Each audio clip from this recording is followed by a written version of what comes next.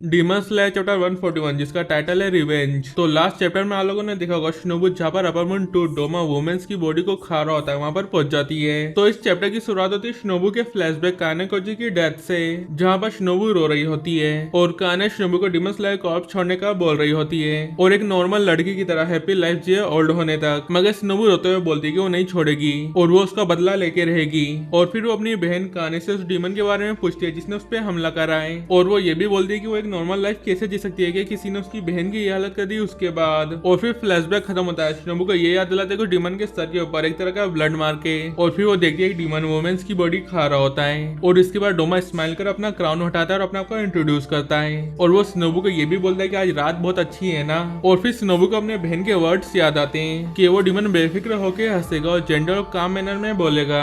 और फिर हम देखते हैं डोमा की एक विक्टिम मदद के लिए बोल रही होती है और फिर डोमा उसे चुप रहने का बोलता है कि वो अभी बात कर रहे हैं इसलिए। और फिर शिनोबु से डोमा से दूर ले जाते हो बड़े प्यार से पूछती है क्या तुम ठीक हो। और फिर डोमा शिनोबु की स्पीड को देख के बोलता है तुम बहुत फास्ट हो, क्या तुम हाशिरा हो। और फिर हम देखते हैं वो विक्टिम शिनोबु को रिप्लाई करने का ट्राई कर रही होती है मगर वो डोमा के अटैक से मर जाती है। और ऐसा इसलिए क्योंकि जब शिनोबु उस विक्टिम को बचा रही होती है डोमा ने उस टाइम अटैक कर दिया होता है। और फिर डोमा बोलता है उसके बारे में चिंता मत करो और उसे वहीं पर छोड़ दो। और फिर वो ये भी बोलता है कि उसे वो बाद में जरूर पक्का खाएगा।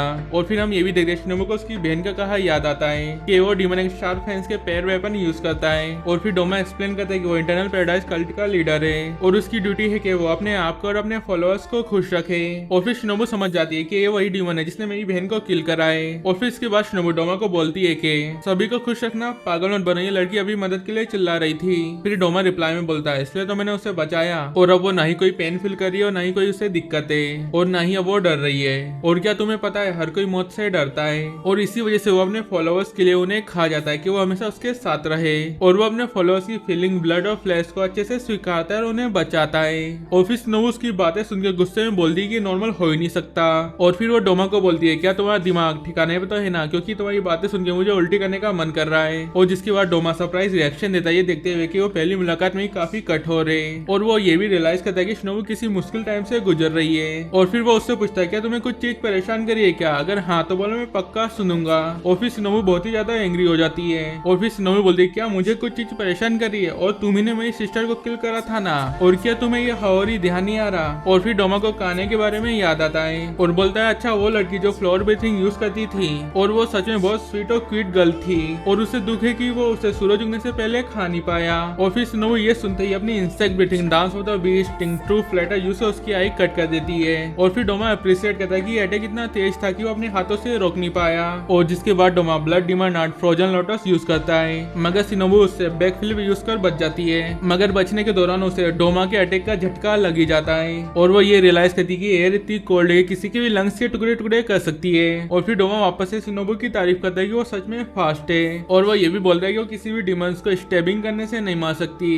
और उसे नेक को टारगेट करना चाहिए। और फिर शिनोबु रिप्लाई करती है क्या वो स्टेबिंग करने से नहीं मार सकती तो उसका पॉइजन के बारे में क्या ख्याल है। और फिर इसके बाद हम देखते हैं डोमा नीचे गिर जाता है और खून की उल्टी करने लगता है। और उस टाइम पे शिनोबु मन में सोच रही होती है कि उसे नहीं पता कि ये पॉइजन अपन डीमन पे वर्क करेगा या नहीं, मगर अब मुझे पक्का पता चल जाएगा।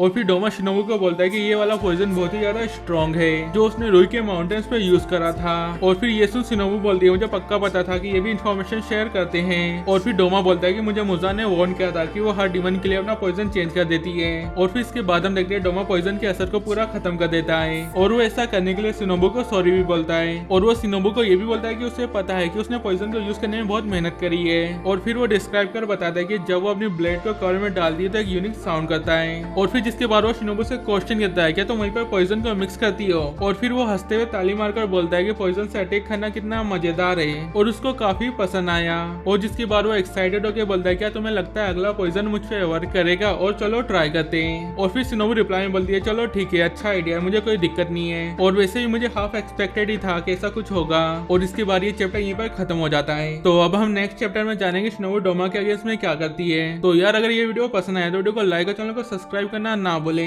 ताकि मैं अगले चैप्टर्स जल्दी से जल्दी लाता रहूं आप लोगों के लिए। तो फिर मिलते हैं नेक्स्ट वीडियो में, तब तक के लिए बाय बाय।